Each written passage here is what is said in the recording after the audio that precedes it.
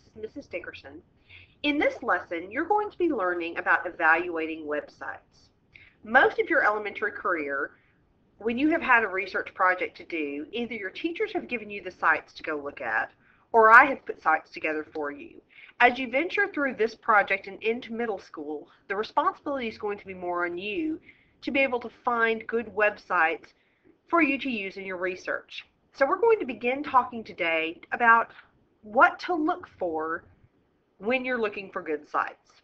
Now, obviously, my recommendation is that you use the kid-friendly search engines that I told you about in the last lesson. GoGooligans and Ask for Kids and the Kids Click. Those are going to be the best search engines. But even with those, you need to know what you're looking at.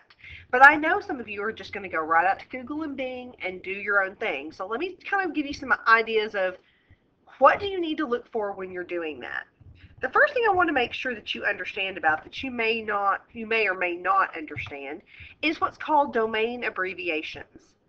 On this site right here, you're going to see a list of some of those abbreviations you might see at the end of a web page. .com, .org, .net, .edu, .gov, and so on. Over here, it kind of tells you what each of those domains mean. .com is a commercial organization. Org is usually a non-profit organization like a school or a foundation. .net is some sort of a network service. EDU is obviously schools, educational institutions. Gov is government. Mil is military, and so forth. So when you are looking for good sites for research purposes for schools, you really want to try to stay more with the .org, the .edu, the .gov, possibly the .net. .museum would be okay. You just kind of want to keep it in mind. You're going to have some .com sites, and there's just no way around it. But we're going to look at some other things that you can look at to know whether this is a good site for you or not. So when we go out to the internet and we go to Google, I'm just going to go and I'm going to do a search. I kind of am staying with that Henry Ford theme that I started yesterday. So if I go look up Henry Ford and I press enter, now obviously the first encyclopedia or the first entry that's going to come up is Wikipedia. And we've talked about Wikipedia. Wikipedia is not a bad site, but you have to be careful because it is a wiki. And remember that a wiki is a website that anybody can change and alter. So my whole recommendation is if you're going to use Wikipedia, do one of two things. Number one, compare the information you find on Wikipedia to another more reputable site. The other thing you can do, and I've shown you all this before, down at the bottom of Wikipedia, every article will have what's called, let's get on down here, notes. This section right here are the links to the information that people use to post on here. So these will link you to other even more reliable sites. So Wikipedia is not bad, you just need to be careful with it. So now let's look at the next link in our list. Right here it says Henry Ford, the life of Henry Ford, and I'm going to notice that it's .org. So I'm going to look at this site. It says The Henry Ford, the life of Henry Ford. Now what I don't know is, I don't know who created this website, so you want to kind of try to look and see. Right down here it says, The Henry Ford is the American Association of Museums accredited museum. So right there that tells me because this is an accredited museum, the information on this site is going to be reliable. I'm going to be able to trust any information that I get off this site. It's okay. So let's go look at the next one. The next one is, it's the same site. It looks like a link to a different site. So I'm going to keep going on down.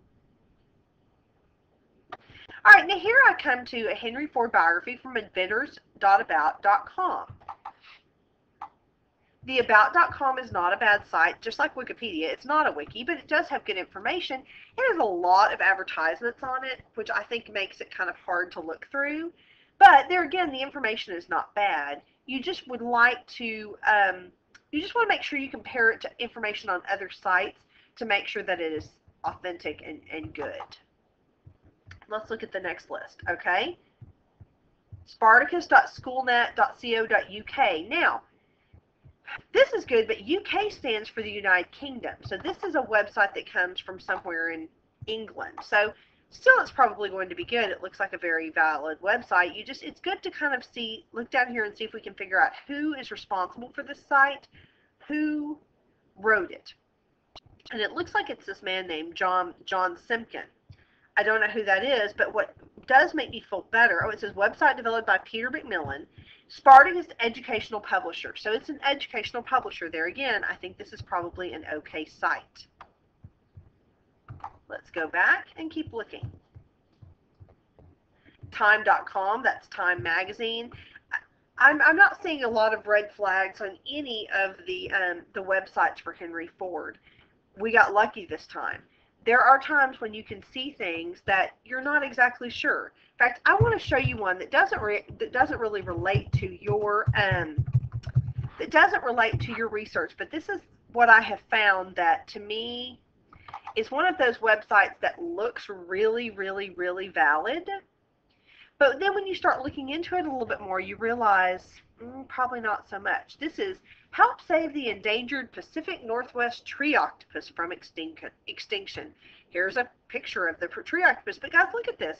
It gives the scientific name. It talks about how big they are and where you find them. There's all sorts of news. It gives maps and charts and graphs. It has links to other things, sightings, frequently asked questions, tree octopus in the media, other species, all sorts of information. It looks incredibly, incredibly valid, but it's not at all. And you have to be very careful about, when you look at websites, sort of knowing what those are. So, because if I go back out here and I do tree octopus, you're going to come right down here. Do you see where Wikipedia is right here? Look what it says. The Pacific Northwest tree octopus is an internet hoax created in 1998. This fictitious species was given this name. It was able to live on land and in water. It's just it's completely a lie, and it was just a site somebody made as a joke. But if you don't know what you're looking at, the site does look very, very reliable and responsible. So you just have to do a little bit more searching to make sure that you are finding the best information. So that is my recommendation. Use those domain abbreviations. Make sure you're looking more for org and edu and gov, museum. If you find a .com or a .net, just check that information and look and see who is it that's responsible for this. Who wrote this web page? Why did they put this information out here? What kind of criteria, what certifications, what do they know? What's their knowledge that makes them have the rights and have the experience to put this information out there, and why should I believe it? That's going to help you go a long way to evaluating websites. If you want some more information, there are some videos on Discovery Education, which you have a username and password for, that you can go on about internet safety and evaluating websites. If you would like to get some more information, feel free to go to Discovery Education and log in and view these videos as well. If you remember that this is one of 2 videos for today, you need to also watch the video on creating a works cited page and citing your resources. If you have not watched that video, make sure you do watch that at this time.